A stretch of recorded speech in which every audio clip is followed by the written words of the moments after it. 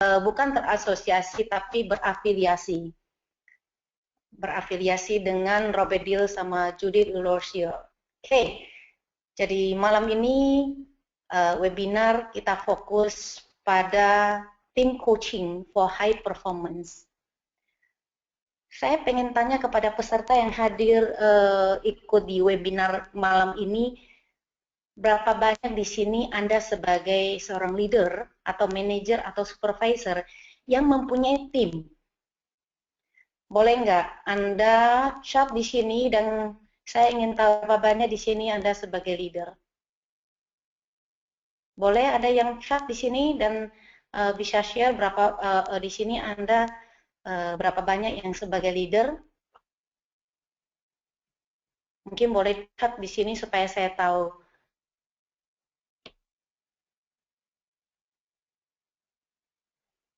Oke teman-teman, untuk chatnya, to-nya bisa diarahkan ke to everyone atau ke presenter, jadi bisa dibaca.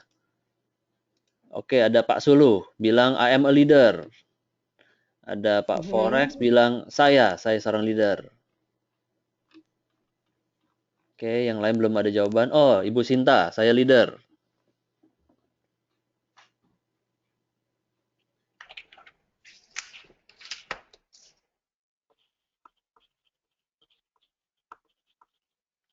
Kalau 3 orang?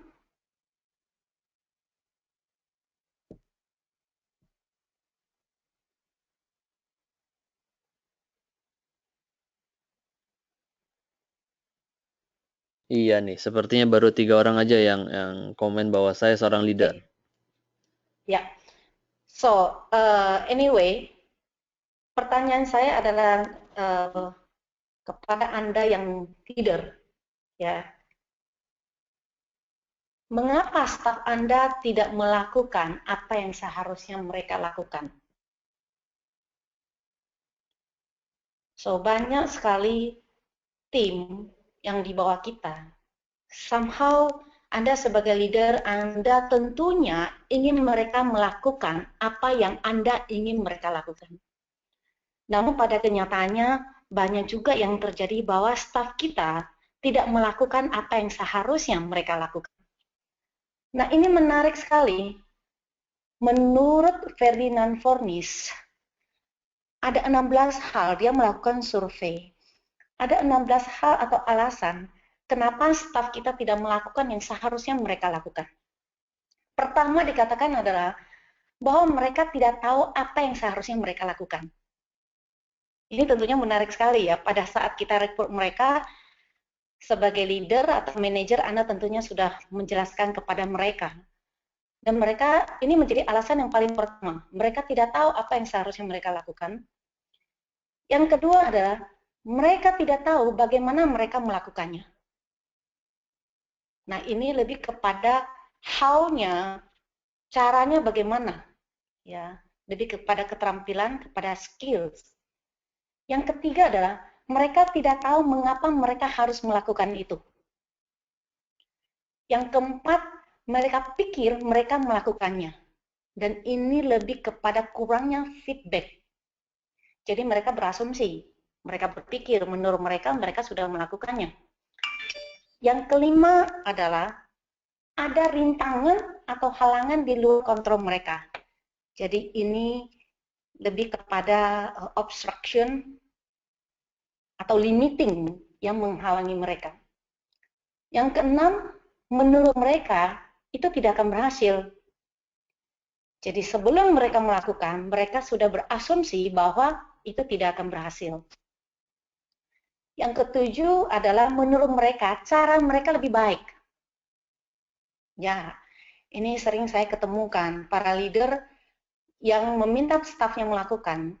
Ketika mereka keluar dari ruangan mereka melakukan hal yang lain yang diminta. Ya, karena menurut mereka cara mereka lebih baik. Yang kedelapan, menurut mereka ada hal yang lebih penting, ada prioritas. Kesembilan, tidak ada konsekuensi positif bagi mereka dengan melakukan itu. Jadi menurut mereka, kalau saya melakukan ini, tidak ada efek positifnya kok buat saya, seperti itu. Jadi tidak ada benefitnya.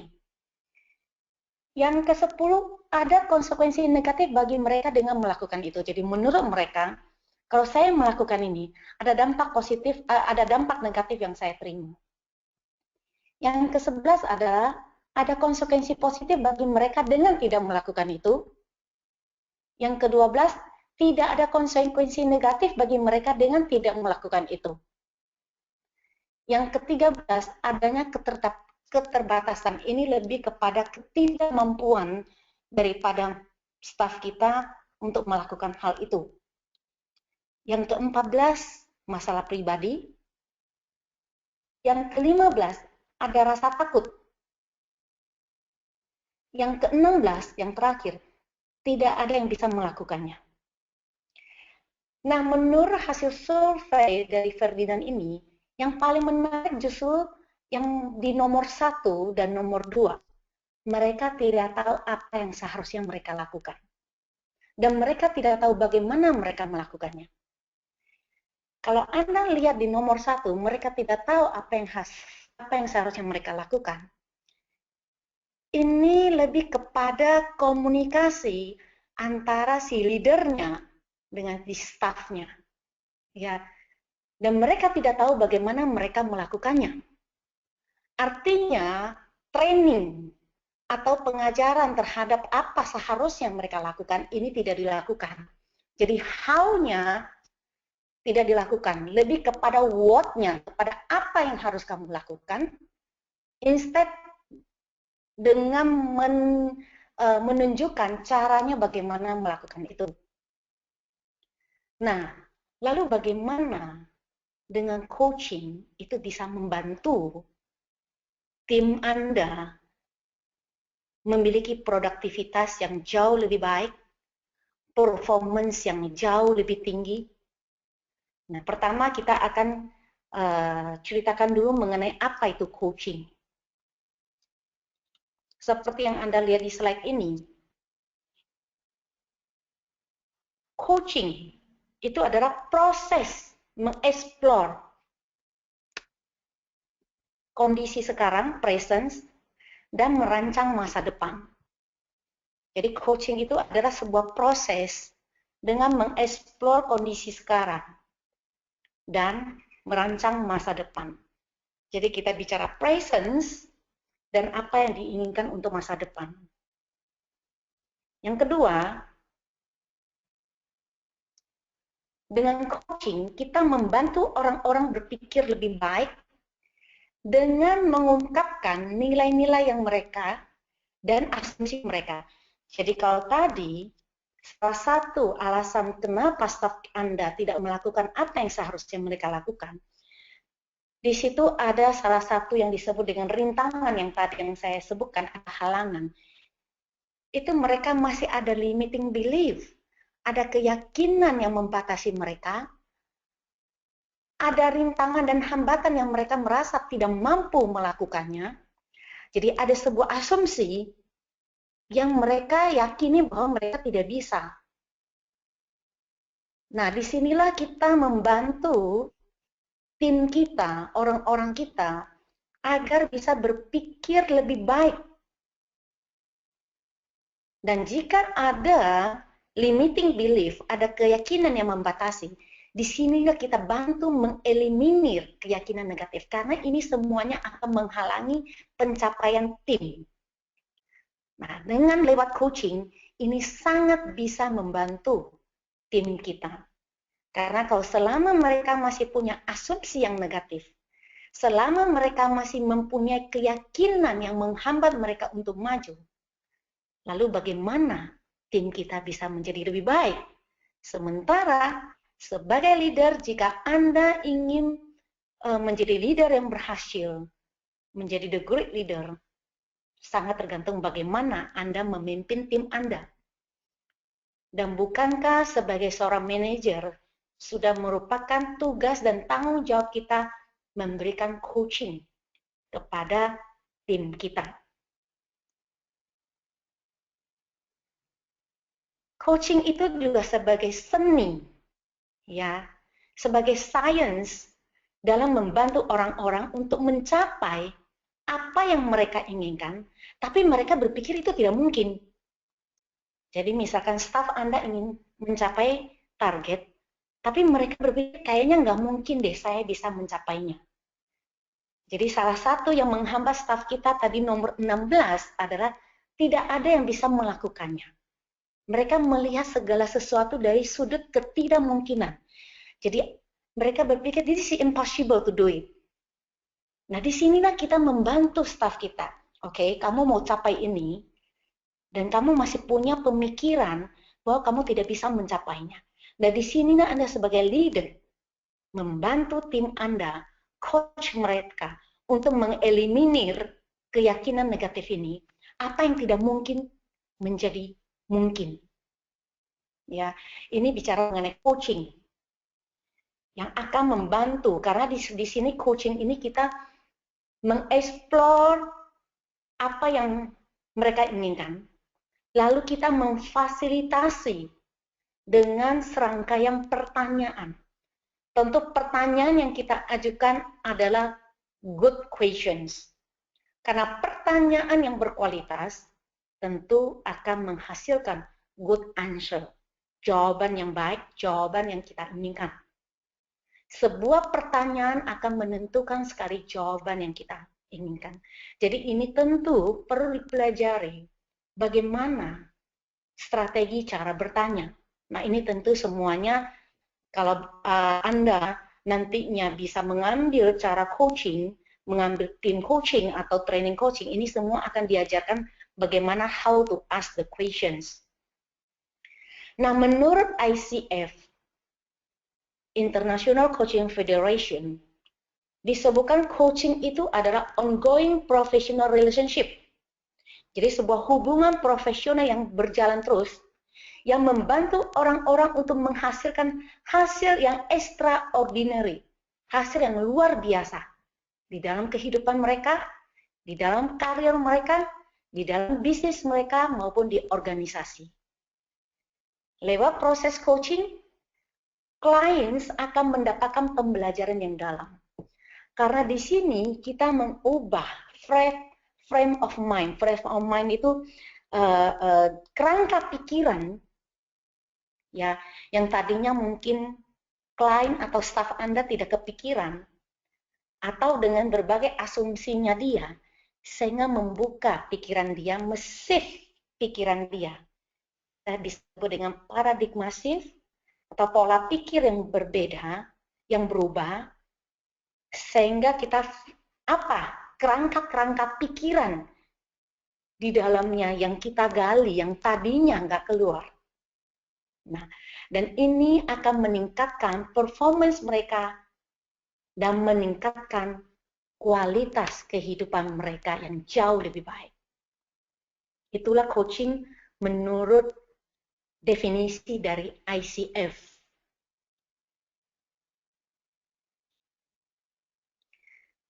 Nah, karena topik malam ini khusus bicara mengenai tim coaching.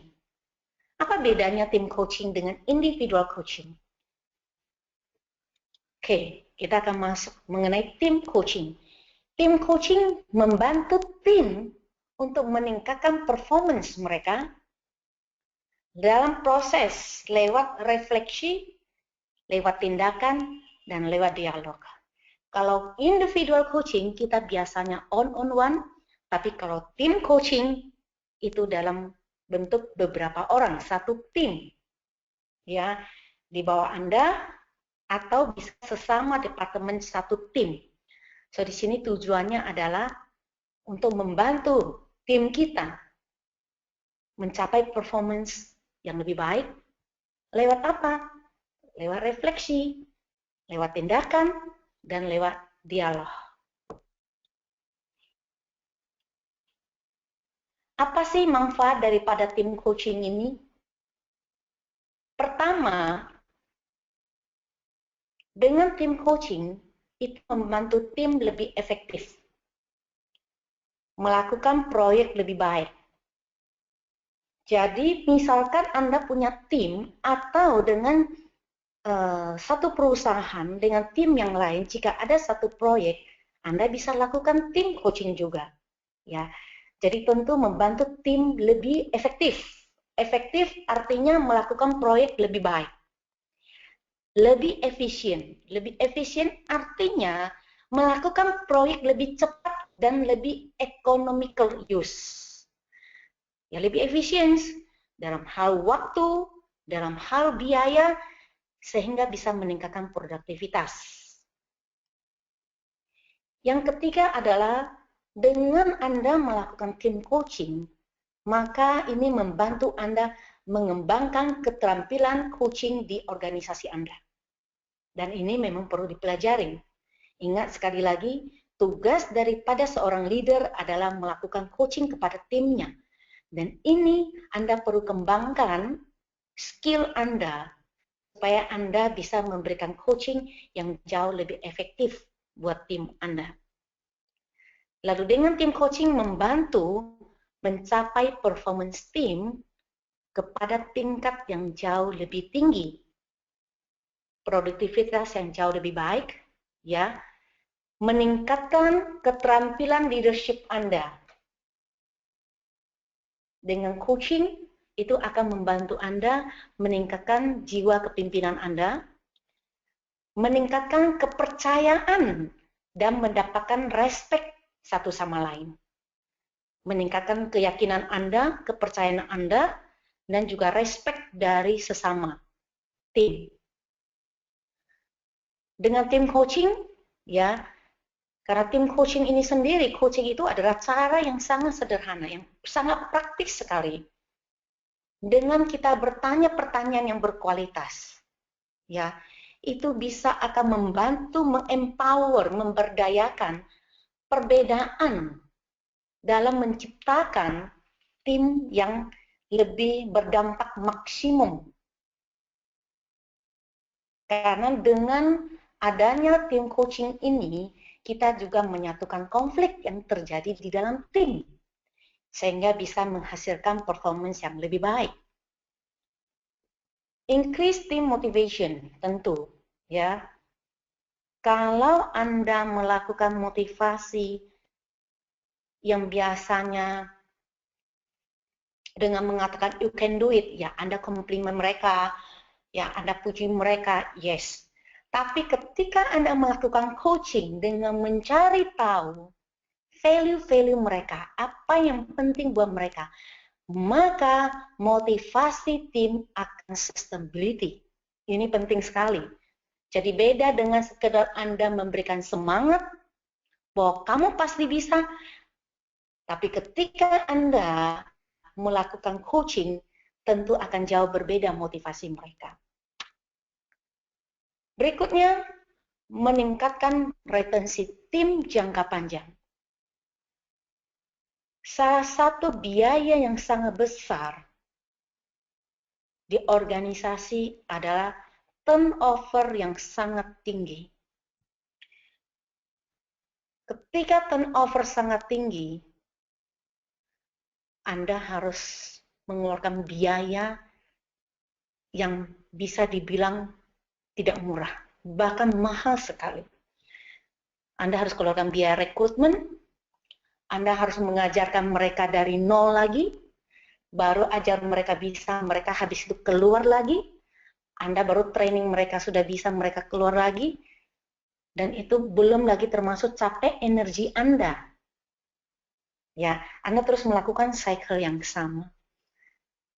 Nah, kebanyakan orang-orang keluar itu juga bukan karena gaji mereka.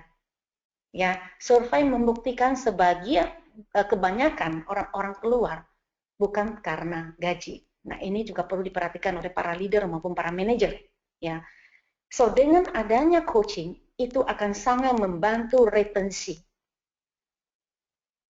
Ya, dan ini ketika retensi Anda bagus, tentunya Anda bisa meningkatkan kualitas tim. Kalau turnover-nya tinggi, bagaimana kualitas tim Anda? Karena Anda ganti terus, berapa bulan, ada yang keluar, ada yang masuk, ada yang keluar, ada yang masuk, maka ini tentu akan sangat mengganggu kinerja tim.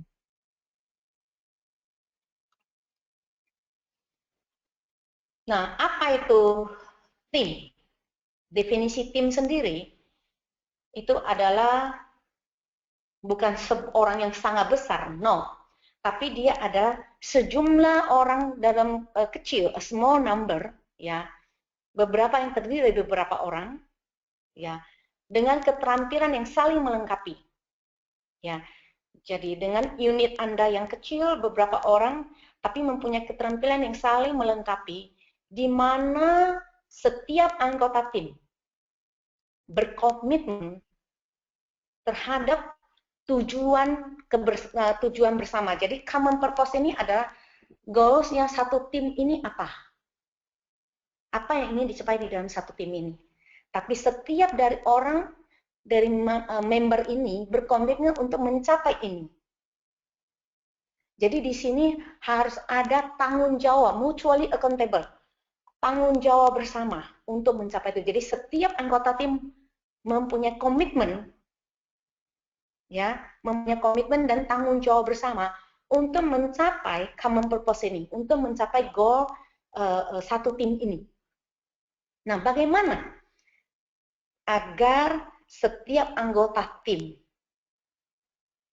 bisa mempunyai komitmen? Dan bagaimana mereka bisa mempunyai tanggung jawab bersama? Ini tentunya perlu dilakukan yang namanya coaching. Karena kalau Anda sebagai leader, sebagai manajer ingin mencapai sebuah performance yang bagus, Anda akan tergantung pada tim Anda. Dan bagaimana Anda memanage? Bagaimana leadership Anda? Bagaimana Anda meng-coaching tim Anda? Dengan latar belakang staf Anda yang berbeda, dengan kekuatan dan kelemahannya masing-masing, bagaimana keterampilan mereka saling melengkapi. Dan yang paling penting,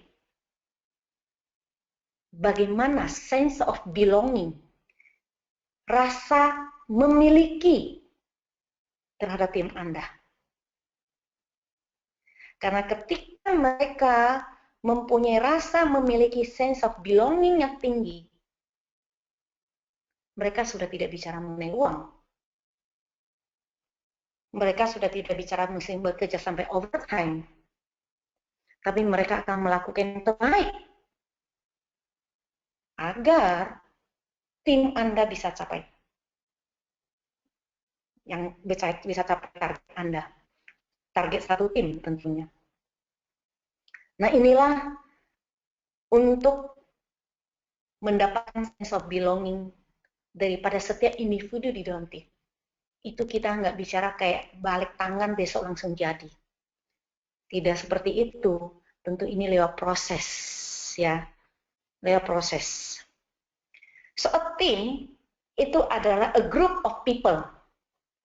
Satu grup dari orang-orang can become a team, bisa menjadi sebuah tim, dan memberikan kekuatan, release the strength, kekuatan mereka.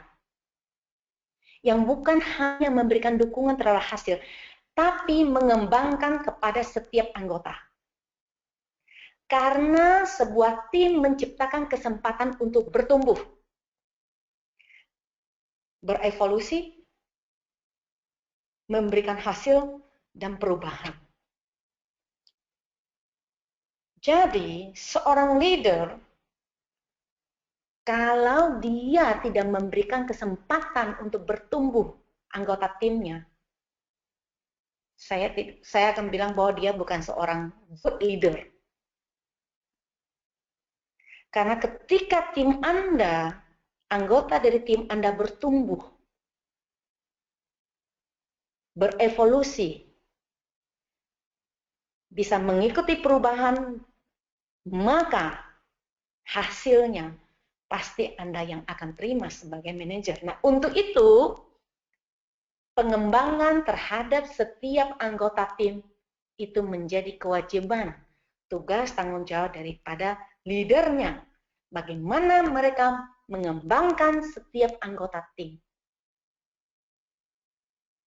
Dan ingat, ketika staf Anda bertumbuh dan berkembang, mereka tahu bahwa mereka telah memiliki seorang leader yang luar biasa, yang membantu mereka untuk bertumbuh, yang membantu mereka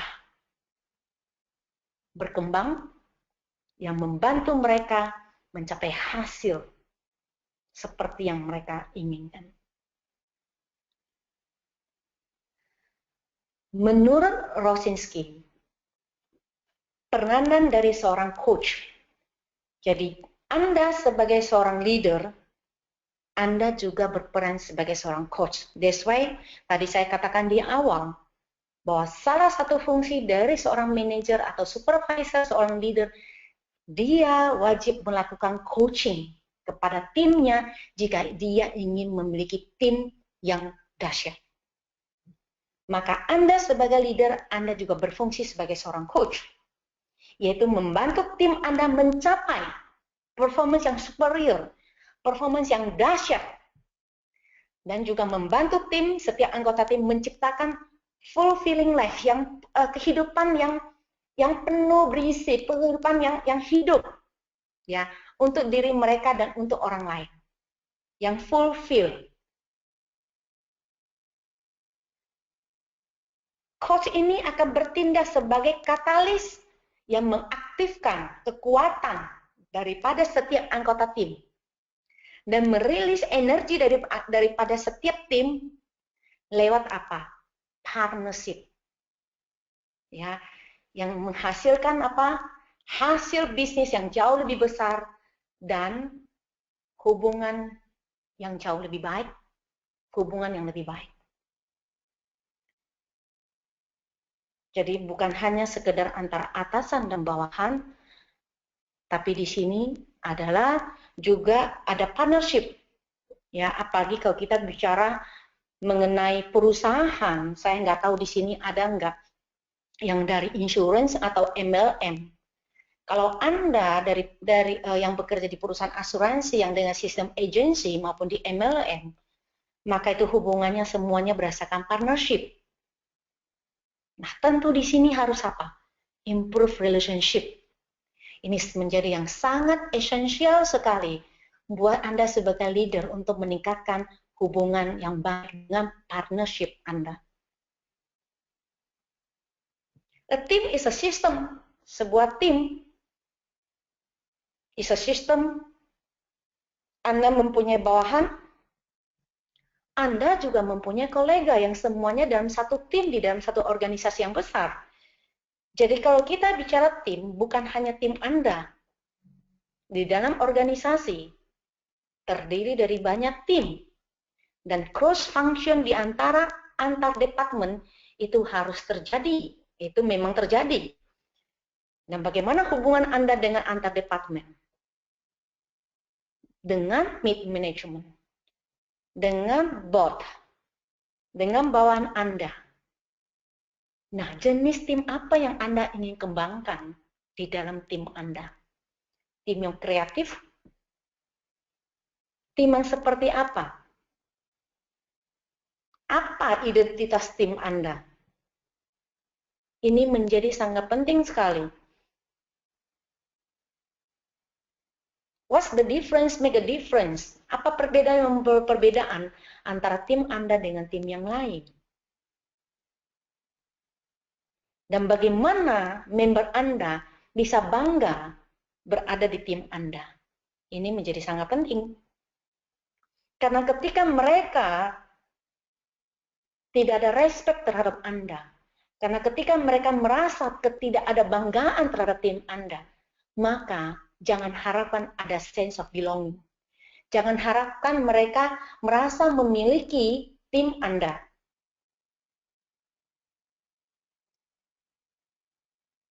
Ya, jadi ini penting sekali buat Anda sebagai leader bahwa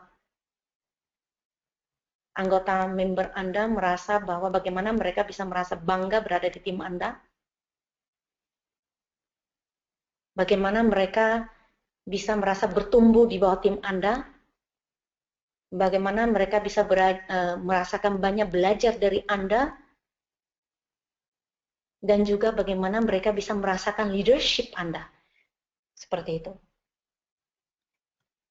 So, who is your team coach? Siapa tim coach Anda? Sebagai leader, tentu Andalah tim coachnya. Andalah yang mengcoach tim Anda. Tapi kalau Anda misalkan sebagai proyek, karena bisa aja tim itu dari dengan antar departemen, lalu Anda ada sebuah proyek di organisasi, lalu Anda ingin mencapai proyek itu, siapa yang akan menjadi tim coach-nya di situ? Siapa yang akan menjadi leadernya? Ya. So, kalau kita bicara mengenai tim Anda saja, tentu Anda adalah tim coach-nya. Nah, what is important in team coach? Apa yang penting di dalam tim coaching ini? Posisi dari tim coach, tim goals-nya apa? Apa goals dari satu tim? Ini sangat perlu sekali Anda melakukan alignment dari setiap anggota tim Anda agar selaras align dengan Anda. Kalau Anda punya goals sebagai leader dan tim anggota tim Anda berbeda, maka bagaimana Anda bisa mencapai the greater team? Bagaimana Anda bisa mencapai performance tim Anda? Unlikely, cannot, tidak bisa. Jadi tentu Anda harus melakukan alignment apa tim goals satu tim, lakukan alignment keselarasan dari setiap anggota tim.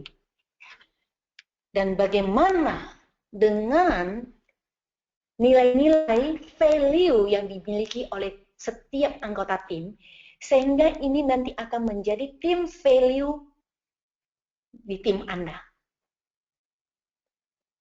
Dan bagaimana nantinya value ini akan hidup bersama tim Anda dalam setiap aktivitas Anda day to day. Nah, inilah esensi daripada coaching. Kita ingin mencari tahu apa sih yang penting bagi tim Anda. Sebentar saya akan masuk bagaimana mencari value. Bagaimana cari tahu? Apa pertanyaannya sih? Apa yang penting? Ya. Berikutnya, Anda harus tahu apa obstruction, apa rintangannya yang mungkin muncul di dalam tim Anda. Bagaimana Anda mengatasinya jika itu muncul? Apa strateginya? Apa kemampuan yang tim Anda miliki dan yang belum Anda miliki? Apa skill yang harus dipelajari oleh tim Anda? Dan apa yang sudah mereka miliki dan apa yang belum mereka miliki? Apa keyakinan negatif yang mereka miliki? Ini perlu Anda cari tahu, tanyakan, dan perlu dieliminir tentunya obstruction di tim Anda. Dan apa sumber-sumber daya resources yang bisa membantu tim Anda mencapai target yang Anda inginkan. Sumber-sumber daya resources yang sudah dimiliki dan yang belum dimiliki, apa itu? Inilah 5 hal yang perlu Anda tanyakan di dalam tim mengcoaching tim Anda. Ya. Goals-nya, apa yang Anda inginkan? Apa yang telah Anda ingin miliki, apa yang sudah Anda miliki dan ingin Anda pertahankan? Dan apa yang Anda inginkan yang belum Anda miliki dan ingin Anda capai? Dan apa yang tidak Anda inginkan dan Anda miliki tapi Anda ingin eliminir? Dan apa yang tidak Anda inginkan dan Anda belum memiliki yang Anda ingin hindari? Kalau Anda lihat dari 4 kuadran ini, kebanyakan tim Anda, banyak nggak yang sebenarnya yang tidak Anda inginkan, tapi Anda terus punyai, dan sampai sekarang masih belum Anda bisa eliminir? Tapi Anda terus bertanya kenapa itu terus terjadi pada tim Anda. Dan sampai akhirnya Anda terus bertanya, tim saya benar-benar dying. Tim saya udah mati suri. Sekitar 2-3 bulan yang lalu, saya ditanya salah satu teman saya yang dulu kerja di perusahaan saya yang lama sekali, kita udah lama nggak ketemu. Dia awal-awal tim dia sangat dahsyat sekali, luar biasa. Pencapaiannya hebat. Tapi apa yang terjadi belakangan ini, tim dia bilang lagi dying, sekarat. Apa yang terjadi? Dan dia sangat menjadi karena memang selama ini tidak ada coaching. Yang dikejar hanya hasil, tapi fragile. Fragile itu sangat rapuh. Dan saya selalu percaya kepada proses. Ketika proses kuat, maka hasil akan datang dan itu akan sustainability. Dan bagaimana Anda bisa sustainability? Coaching. Itu jalan yang satu-satunya jalan, cara yang perlu Anda lakukan konsisten. Dan untuk itu, Anda sebagai leader harus mau belajar how to coach tim Anda jika Anda ingin performance yang sustainability. Kalau Anda hanya ingin sekedar hasil di depannya doang, tapi habis itu belakangnya ambruk, ya, you can do whatever you want. Ya, so coaching is the only way to keep consistency. Apa yang penting dalam tim coaching? Tahapan untuk pengembangan kreativitas tim. Kadang-kadang sebagai leader kita merasa bahwa kenapa orang-orang saya tidak kreatif? Kenapa orang-orang saya melakukan hal yang sama? Menurut saya Anda juga perlu cari tahu. Apakah memang tim Anda adalah orang prosedural? Ataupun dia memang bisa dikembangkan untuk kreativitas. Bagaimana meningkatkan kreativitas? Mungkin ada yang menghambatnya. Mungkin dia tidak percaya diri. Dia tidak pede akan ide-idenya. Mungkin dia takut ketika dia ngomongin, takut ditertawain sama orang-orang. Atau apa? Dengan adanya tim coaching, kita bisa mengembangkan kreativitas tim. Kita bisa seimbangkan antara tugas dan hubungan Anda dengan tim Anda. Ini penting. Ya. Dan terutama di dalam mengatasi konflik. Apakah Anda mengalami konflik di tim Anda atau dengan antar tim di organisasi Anda? Saya sekarang sedang melakukan coaching di mana tim ini bermulai dengan konflik antar tim, antar manajer, sehingga merembet pada staff-staffnya. Dan ini akan menjadi bahaya sekali buat perusahaan, buat organisasi. Ya. Dan apa yang saya lakukan pada saat sesi pertama, dealing dengan konflik. Satu hari saya coaching terhadap mereka di tim, dan hasilnya sangat memuaskan. Ya, hasilnya sangat memuaskan karena saya sudah dapat feedback, komunikasi di antar tim jauh-jauh lebih baik. Karena kalau ini tidak segera diatasin, maka ini akan sangat mengikis energi tim, dan ujung-ujungnya terhadap pencapaian satu organisasi yang jauh lebih besar. Jadi konflik ini jika tidak segera diatasi, maka dia akan segera besar. Semakin besar, tentu butuh waktu yang lebih lama untuk mengobatinya. So, konflik seberapa kecil, seberapa besar konflik itu, segera lakukan. Baik di tim Anda sendiri mungkin terjadi konflik antar tim, yang kadang-kadang Anda juga tidak tahu, tapi dengan coaching mungkin juga akan membuka pikiran Anda bahwa selama ini mungkin telah terjadi konflik yang mungkin di luar dari dugaan Anda, who knows, saya tidak tahu, tapi mungkin konflik juga itu sudah terjadi dan Anda tahu. Ya. Jadi dengan tim coaching itu bisa membantu mengatasi konflik, menyamakan persepsi di antara setiap anggota tim demi tercapainya satu tujuan tim. Dan di situ juga ada emotional space. Karena ketika terjadi konflik, itu pasti ada hubungannya dengan emosional.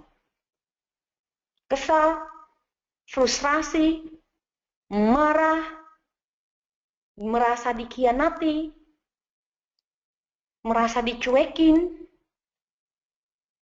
dan itu akhirnya menimbulkan stres. Jadi penting sekali juga di dalam memanage tim, ya. Kebanyakan yang saya coaching banyak sekali yang berhubungan dengan masalah emosional. Nah, ini penting. Ketika kalau Anda bisa coaching, saya banyak coaching klien yang juga banyak berhubungan dengan emosional. Ketika mereka bisa mengatasi emosional mereka, tentu ini juga akan sangat membantu di dalam pencapaian target-target mereka. Karena apapun yang kita ingin capai, apapun yang kita sebagai manusia tidak bisa lepas dari masalah emosi kita. Kita berhubungan dengan mood kita setiap hari. Dan ketika kita mempunyai emosional di dalam memimpin tim kita juga, maka ini juga akan sangat berefek terhadap pencapaian tim kita dan relationship kita dengan tim kita juga tidak bagus. Ya. Dan juga mengenai individual space. Sebagai seorang leader, tentu Anda perlu menjaga hubungan yang baik, yang harmonis. Kalau di istilah di NLP kita sebut dengan rapport. Itu penting. Tapi tentu ada space. Individual space ini juga perlu ada jaga jarak. Jadi Anda tuh harus bisa menjaga jarak itu. Antara Anda sebagai seorang leader, hubungan Anda dengan mereka panas, tapi tentu ada batas-batas individual yang perlu Anda jaga. Ya, karena kadang-kadang kalau Anda step terlalu lebih jauh, ya, itu daerahnya kadang-kadang abu-abu. Ya, so itu juga perlu dijaga. Dengan adanya tim coaching akan menciptakan tim dengan performance yang jauh lebih hebat. Ingat, performance tim yang tinggi bisa hanya dicapai jika Anda memiliki tim, setiap anggota tim yang saling berkomitmen, yang saling bertanggung jawab, tahu apa yang harus mereka capai, dan untuk itu mereka perlu di-coach agar pencapaian itu bisa konsistensi dan apa yang mereka perlukan dan bagaimana mereka melakukan itu semuanya lewat coaching. Kita masuk kepada apa itu value. Kalau kita bicara value adalah apa yang penting bagi Anda. Apa yang penting bagi mereka? Kalau Anda hanya sekedar bicara apa yang penting bagi Anda perlu tahu apa yang penting bagi tim Anda. Apa yang penting bagi setiap anggota tim Anda. Apa yang mereka kagumi. Ya. So ini perlu digali. Ini perlu ditanyakan kepada tim Anda. Ya. Seberapa penting bagi mereka untuk mencapai itu. Sehingga nantinya, dan ini tentu harus diselaraskan tim value. Ya, perlu alignment dengan value yang Anda miliki. Itu baru bisa mencapai. Apa itu belief, apa itu asumsi, apa itu presupposition, apa itu kebiasaan berpikir. Nah, inilah semuanya yang akan membantu setiap anggota tim Anda untuk mencapai performance atau target yang Anda inginkan. So, tadi kita bicara mengenai possible obstruction. Apa rintangan yang kira-kira yang akan muncul? Itu tentu menyangkut dengan belief yang mereka miliki. Apakah mereka mempunyai keyakinan negatif? Mereka tidak yakin bisa? Mereka yakin mereka tidak punya kemampuan? Mereka menganggap bahwa itu target terlalu tinggi untuk tidak capai, dan mereka menganggap bahwa mereka tidak punya kemampuan untuk mencapai itu, karena menganggap terlalu tinggi targetnya. Mereka bisa berasumsi negatif terhadap Anda, terhadap organisasi Anda, terhadap customer Anda, terhadap customer mereka, terhadap orang-orang di sekitar mereka. Mereka bisa mempunyai presupposition, asumsi-asumsi. Selama mereka mempunyai asumsi yang positif, very good. Tapi kalau terjadi asumsi yang negatif, kira-kira bagaimana pengaruh dampak negatifnya terhadap tim Anda? Apalagi dengan pola-pola berpikir mereka, mindset mereka yang negatif. Baik tim Anda di sales menganggap produk Anda susah dijual, menganggap produk Anda tidak kompetitif, menganggap harga Anda terlalu tinggi, itu semuanya adalah habit of thinking mengenai belief negatif. Ya. Nah, tentu ini Anda perlu coach mereka. Jadi di dalam satu tim, di members anggota tim Anda, ada yang mungkin mempunyai belief yang positif, tapi mungkin ada yang mempunyai belief yang negatif, belief yang menghalangi mereka, atau asumsi-asumsi negatif dengan mindset-mindset negatif yang menghalangi mereka untuk mencapai itu. Ya, tentu ini perlu di coach, otherwise bagaimana mereka bisa capai. Ya. Nah, 5 langkah teknik coaching menurut Ferdinand. Dia katakan pertama, dapatkan persetujuan dengan staf Anda mengenai masalah yang muncul. Cari tahu masalah yang muncul apa. Betul nggak menurut dia? Dapatkan agreement dulu. Lalu Anda diskusikan bersama mencari solusi alternatif. Nah, di dalam mencari solusi alternatif, tentu di sini Anda coach mereka. Jika ada limiting belief, jika ada negative assumptions, di sini fungsi Anda sebagai seorang coach untuk mengeliminir keyakinan negatif yang mereka miliki yang menjadi rintangan atau hambatan buat mereka. Lalu dapatkan agreement bersama, tindakan yang diambil untuk mengatasi masalah tersebut. Nah, untuk mendapatkan komitmen tindakan itu, tentu ada pertanyaan-pertanyaan yang wajib Anda tanyakan. Sehingga bisa mendapatkan komitmen mereka. Sehingga bisa membuat mereka bisa langsung melakukan tindakan yang telah disepakati. Ingat, sebuah tindakan yang telah disepakati tanpa melakukan action atau tanpa melakukan langsung sama saja. Hasilnya nihil. Dan ini penting sekali untuk mendapatkan komitmen mereka. Lalu melakukan follow up untuk mengukur hasilnya. Nah, follow up di sini kami melakukan feedback dengan coaching. Feedbacknya apa? Baik dia capai maupun dia tidak capai. Nah, tentu ini juga ada pertanyaan-pertanyaan yang bisa Anda tanyakan untuk mendapatkan feedback itu. Lalu Anda bisa berkuat kembali terhadap pencapaian apapun. Kalau di dalam coaching, kami sebut itu juga bisa dengan celebration. Celebration mulai dari celebration kecil di dalam tim Anda. Tentu ini sangat perlu sekali untuk merayakan hasil pencapaian itu.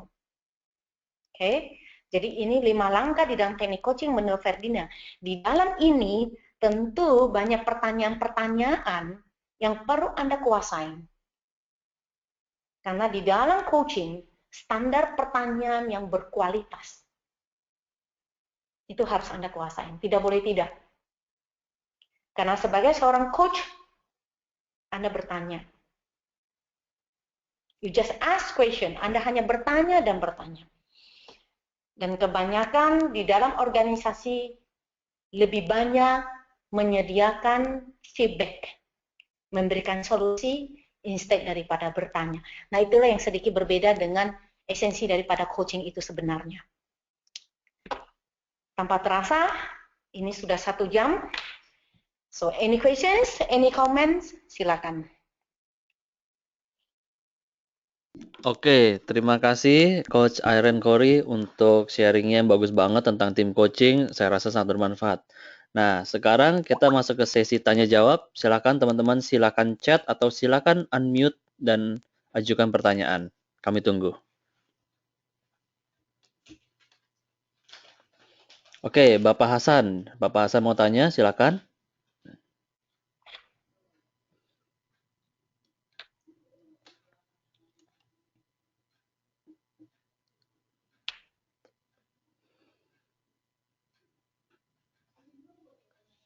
Ya, sambil Pak Hasan mengetik pertanyaannya, yang lain juga dipersilakan untuk mengajukan pertanyaan.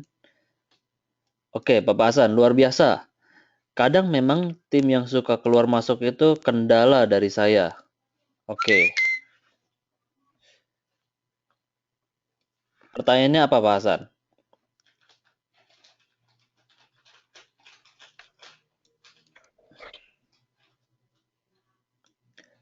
Oke, Bu Erin Kori ada dari Pak Hasan. Dia bilang luar biasa. Kadang memang tim yang suka keluar masuk itu kendala dari saya. Bagaimana agar supaya tim saya tetap solid dan supaya dia tetap berada dalam tim saya? Ya. Nah, ini yang seperti saya, terima kasih Pak Hasan. Seperti yang saya katakan bahwa dengan coaching itu juga akan menjaga, meningkatkan retensi di dalam tim. Anda perlu cari tahu, ini sebenarnya adalah feedback buat leadernya. Kalau tim Anda, staff Anda keluar masuk, pertanyaannya adalah buat leadernya. Feedbacknya Anda cari tahu. Apa yang telah Anda lakukan dan apa yang belum Anda lakukan. Apa yang telah Anda lakukan selama ini yang belum berhasil dan apa yang perlu Anda tingkatkan. Pak Hasan yang paling cari tahu, apakah selama ini Anda telah melakukan coaching kepada tim Anda? Ya, jadi ini perlu belajar ya untuk melakukan coaching karena salah satu retensi saya tahu persis. Kalau staf Anda keluar masuk, itu capeknya luar biasa. Biayanya sangat tinggi. Ya. Jadi saya yakin Pak Hasan tentu tidak ingin hal itu terjadi terus, bahkan Pak Hasan ingin bagaimana supaya bisa memiliki tim yang hebat. Jadi Anda perlu cari tahu, kenapa mereka keluar. Ya, apa yang perlu Anda improve dari Anda? Atau apakah Anda mereka orang yang tidak tepat? Tapi kalau dari sekian banyak orang itu keluar retensinya sangat jelek dan rasio turnover-nya sangat tinggi, saya lebih percaya bahwa ada something you have to change, Pak Hasan. Ada sesuatu Anda yang harus kembangkan diri Anda. Perlu cari tahu. Lakukan tim coaching. Maintain relationship dengan tim Anda. Ya. Bangun tim Anda dan segera lakukan tim coaching. Itu saran saya. Anda perlu cari tahu segera what happens, apa yang terjadi dengan orang-orang yang pergi begitu saja dengan sangat cepat. Oke, semoga terjawab Pak Hasan.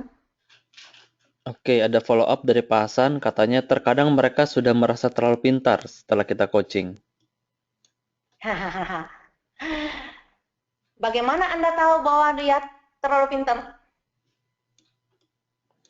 Nah, ini sebenarnya akan jauh lebih baik kalau ada saya ketemu sama Pak Hasan langsung ya. Karena ini sangat menarik sekali. Jadi kalau Anda bisa datang nanti di seminar saya tanggal 9 September, ini akan menarik. Karena kalau Anda bilang bahwa mereka terlalu pintar, mereka sudah lebih pintar dari Anda, pertanyaan saya, bagaimana Anda tahu bahwa mereka merasa terlalu pintar? Oke, Pak Hasan menjawab, siap, perlu banyak belajar coaching berarti. Yes, ya.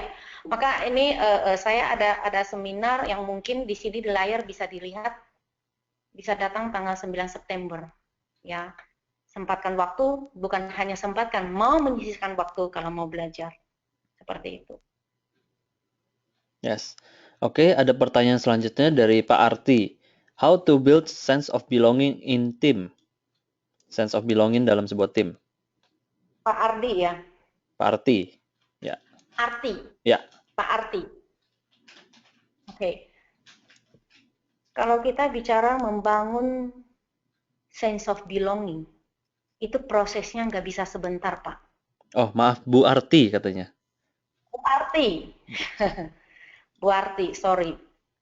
So, kalau kita bicara bagaimana membangun rasa memiliki dari setiap anggota tim kita, itu kita nggak bicara kayak balik telapak tangan, hari ini kita mau, besok jadi. Enggak.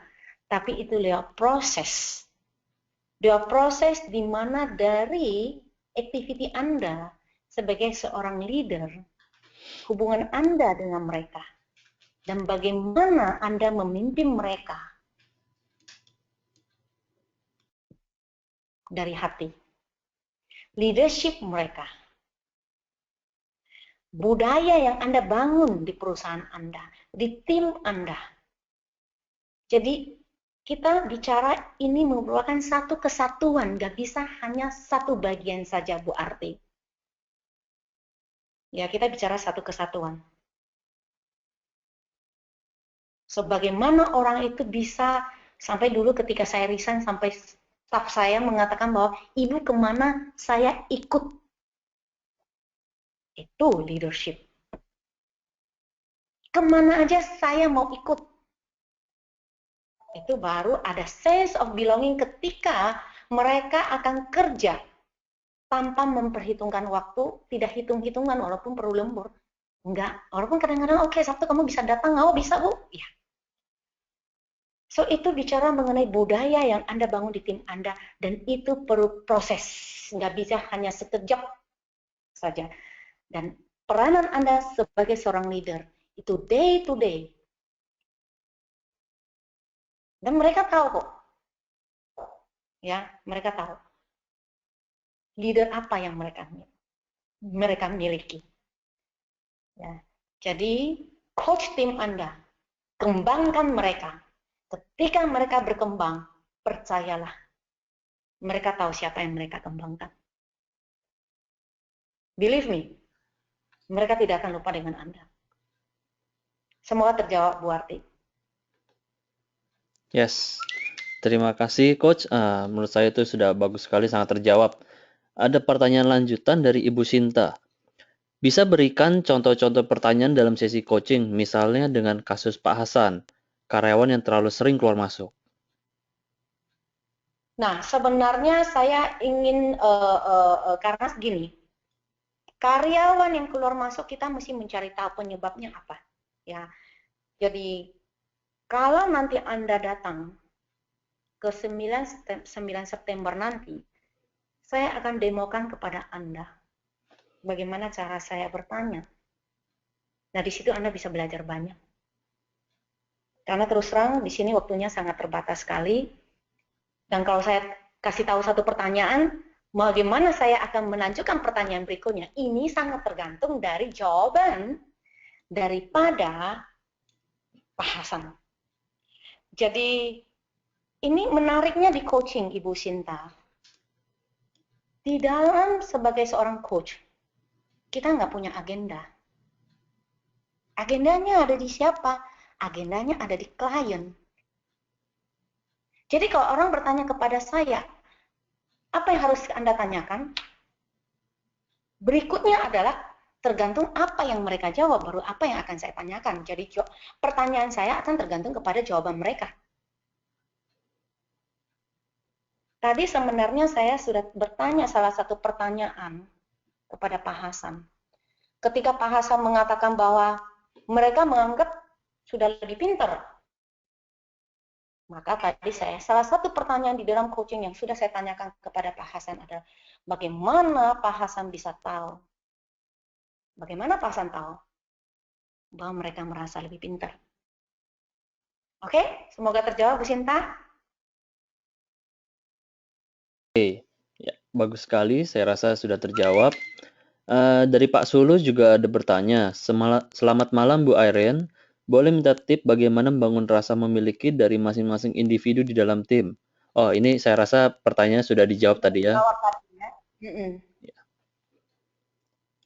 Oke, Bu Sinta bilang baik, terima kasih Bu. Tidak ada Sama-sama.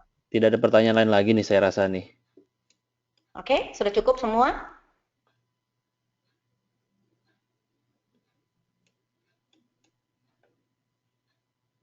Oke, Pak Hasan ada follow up. Karena mereka beralasan ingin keluar dan membuka usaha yang sama dengan usaha kami. Apakah semua yang keluar itu yang seperti itu, Pak? Kalau semua yang keluar ingin membuka usaha, berarti mesti bangga sama Pak Hasan karena udah berhasil membina karyanya untuk menjadi pengusaha. Yes, saya setuju sekali. Artinya Pak Hasan bisa membina mereka menjadi entrepreneur juga. Sudah Iya, menginspirasi. kan kalau semua keluar dengan membuka usaha, berarti yang hebat justru Pak Hasan. Ya, betul sekali. Oke, saya rasa tidak ada pertanyaan lain lagi ini. Oke, kalau begitu. Thank you buat semuanya yang sudah bersedia mendengarkan webinar ini. Jika ingin tahu lebih lanjut dan tatap muka dengan saya langsung, silakan datang tanggal 9 September. See you. Bye-bye. Terima kasih Bu Irene Kori. Terima kasih untuk teman-teman semua yang sudah mengikuti webinar ini. Jangan lupa kita ada seminar lanjutan lebih panjang bersama Bu Coach Irene Kori tanggal 9 September. Detailnya nanti akan kita kirimkan ke email teman-teman. Detailnya teman-teman silakan baca di sana. Oke, terima kasih buat teman-teman yang sudah mengikuti semuanya. Saya Coach Ferdi Desavio dari UKM Pintar. Makin pintar, makin sukses. Sampai ketemu di webinar berikutnya. Selamat malam.